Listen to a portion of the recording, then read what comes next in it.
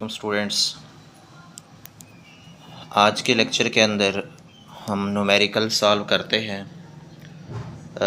7.6 तक न्यूमेरिकल हमारे पास हो गए थे और ये बड़े आसान से न्यूमेरिकल हैं, लेकिन ये जो 7.7 न्यूमेरिकल है, इसी तरह से आगे वाले जो न्यूमेरिकल्स हैं इनको किस तरह से सॉल्व आउट कर सकते हैं।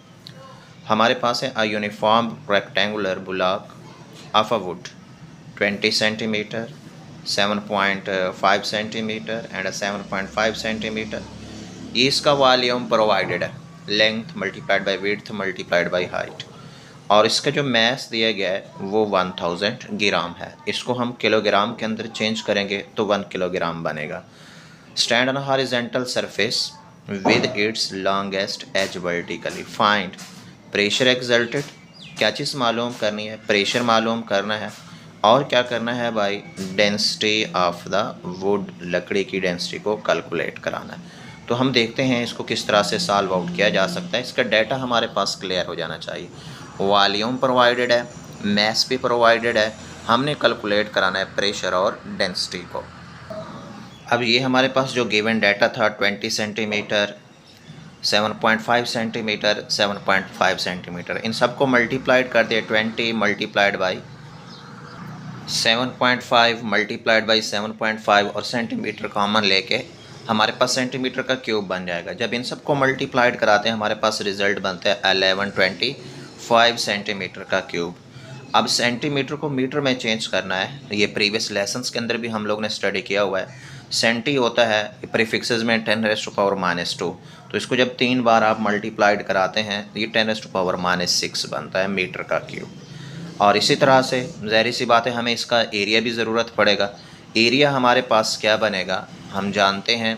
इसके अंदर दो हमारे पास सिमिलर वैल्यूज़ दे दी गई हैं 7.5, तो एरिया का जो रिज़ल्ट है 7.5 मल्टीप्लाइड बाई 7.5 तो क्या बन जाएगा? सेंटीमीटर का स्क्वायर, क्योंकि इसमें दो वैल्यूज़ हमने ली हैं। जब इनको मल्टीप्लाइड कराते हैं 56.25 सेंटीमीटर स्क्वायर, सेंटीमीटर को अगेन मीटर में चेंज कर देते हैं 10⁻⁻4 मीटर का स्क्वायर।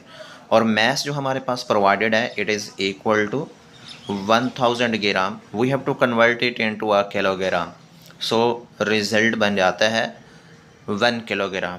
कैसे भाई? इसको 1000 पे क्या करेंगे हम? डिवाइड करेंगे। जब डिवाइड करेंगे हमारे पास रिजल्ट आ जाएगा 1 किलोग्राम के इक्वल। अब कैलकुलेट क्या करनी है भाई? प्रेशर मालूम करना है और डेंसिटी मालूम करनी है। अब इसका सॉल्यूशन देखते हैं हम लोग। हमारे पास फार्मूला है प्रेशर का, P is equal to F/A। But देखिए हमारे पास एरिया तो हमने कैलकुलेट कर लिया है, लेकिन हमारे पास फोर्स नहीं है।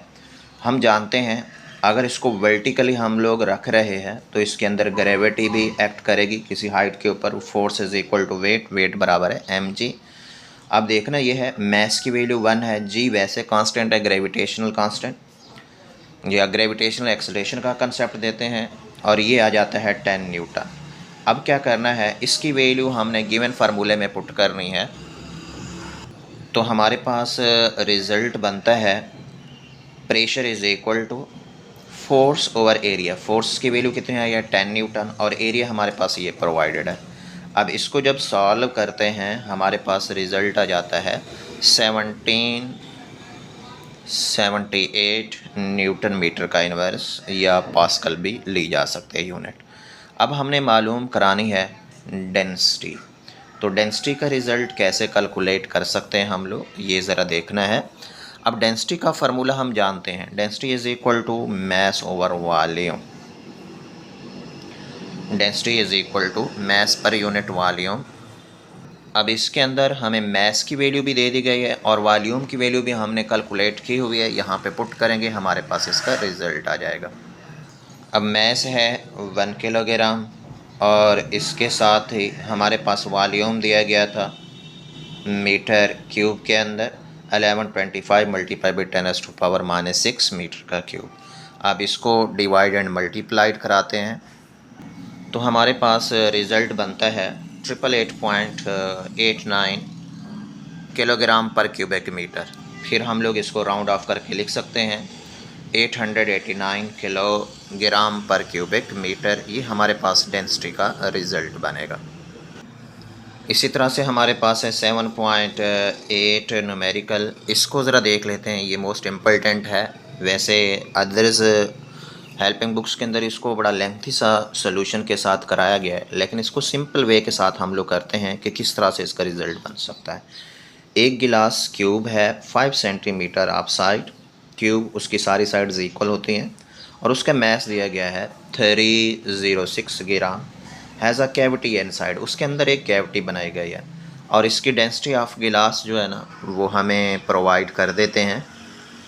तो गिलास की जो डेंसिटी है वो हमारे पास है 2.55 ग्राम सेंटीमीटर का cube. Find the volume of cavity, cavity का वॉल्यूम कैलकुलेट कराना है। तो इसको हम लोग देख लेते हैं किस तरह से इसका सोल्यूशन पॉसिबल है। सबसे पहले डाटा क्लैरिफाई कर लेते हैं हम लोग। अब गिवन डाटा के अंदर उन्होंने हमें लेंथ प्रोवाइड कर दी है, that is equal to 5 centimetre, और मैस प्रोवाइडेड है हमारे पास 306 ग्राम। अब सेंटीमीटर को मीटर में चेंज यहाँ पे नहीं कर रहा है और यहाँ के ऊपर भी ग्राम को किलोग्राम में चेंज नहीं कर रहा है। क्यों? क्योंकि जो आंसर हमारे पास आना है वॉल्यूम का वो भी हमारे पास सेंटीमीटर क्यूब के अंदर आना है। तो इस वजह से अगर यहाँ के ऊपर इसको कन्वर्ट कर भी देते हैं सेंटीमीटर को मीटर के अंदर, तो 5 मल्टीप्लाइड बाई 10⁻⁻² मीटर, फिर हमारे पास जो आंसर आएगा उसको दोबारा से वो हमारे पास आएगा मीटर के अंदर, हम उसको सेंटीमीटर के अंदर कन्वर्ट कर सकते हैं। इसी तरह से मैस दिया गया है 306 ग्राम और डेंसिटी प्रोवाइडेड है 2.55 ग्राम सेंटीमीटर का क्यूब। हमने मालूम करानी है वॉल्यूम ऑफ अ कैविटी, जिसको VC का नाम दे देते हैं। अब इसको कैसे मालूम कर सकते हैं? अब दरअसल में उन्होंने जो चीज़ हमें दी है स्टेटमेंट के अंदर, एक क्यूब की बात कराई है 5 सेंटीमीटर, इसके अंदर ये मैंने एक कैविटी बनाई हुई है, इसका वॉल्यूम हमने मालूम करना है कि इसका वॉल्यूम हमारे पास क्या होएगा। पहले तो हमें इस टोटल सरफेस के वॉल्यूम का पता होना चाहिए और उसके बाद जो हमारे पास रिमेनिंग वॉल्यूम है वो भी हमें आइडिया हो जाना चाहिए, फिर हम इस कैविटी का वॉल्यूम कैलकुलेट कर सकते हैं। अब वॉल्यूम का जो फार्मूला है V is equal to mass पर यूनिट डेंसिटी, डेंसिटी होती है मैस ओवर वॉल्यूम, तो वॉल्यूम बनेगा मैस ओवर डेंसिटी। सो ये हमारे पास एब्जर्व्ड वॉल्यूम हम लोग ले लेते हैं, यानी कैविटी तो बनाई हुई है, कैविटी के अलावा जो हमारे पास वॉल्यूम लिया जा रहा है वो कितना होएगा, मैस ओवर डेंसिटी 306, इसको जब डिवाइड करते हैं हमारे पास रिज़ल्ट बनता है 120 सेंटीमीटर का क्यूब। अब हमने टोटल वॉल्यूम इस होल क्यूब का वॉल्यूम निकालना है, volume of whole surface VS का उसको नाम दे देते हैं। ये किसके बराबर होता है? लेंथ के क्यूब के बराबर होता है, क्योंकि हम जानते हैं हमारे पास जो वॉल्यूम है एरिया मल्टीप्लाइड बाई लेंथ या length multiplied by width multiplied by height ली जाती है।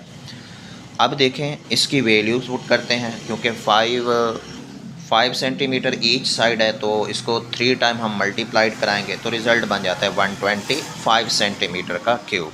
अब हमने निकालना है volume of cavity. Volume of cavity ये किसके बराबर है? उस टोटल सरफेस का वॉल्यूम और जो हमारे पास ऑब्जर्व वॉल्यूम था V0, इनको हम लोग क्या करते हैं जब सबट्रैक्ट करते हैं, ये है 125 और ये है 120, जब आप लोग इनको सबट्रैक्ट करेंगे तो हमारे पास 5 सेंटीमीटर क्यूब इसका आंसर आ जाएगा। इसके साथ नेक्स्ट जो न्यूमेरिकल्स हैं इंशाल्लाह वो हम लोग नेक्स्ट लेक्चर के अंदर क्लियर करेंगे। इन न्यूमेरिकल्स को आप लोगों ने क्लियर कर लेना है।